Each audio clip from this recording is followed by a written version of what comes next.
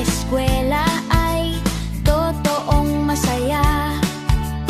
Kayang-kayang magpatuloy ng may ngiti, may lakas ng loob, may tiwala sa sarili.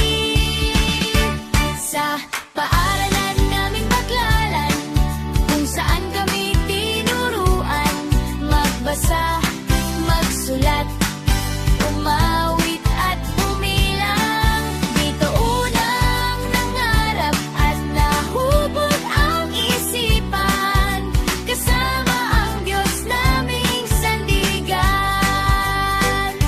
Salamat po, Nanay Batay, sa inyong mga paggabay sa aming mga kaibigan. Salamat sa katuwaan sa aming mga guro na matiyagang nagturo.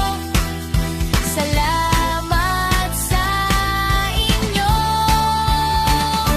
Sa paaralan naming Baclaran, kung saan kami tinuruan magbasa, magsulat, umawit at bumilang.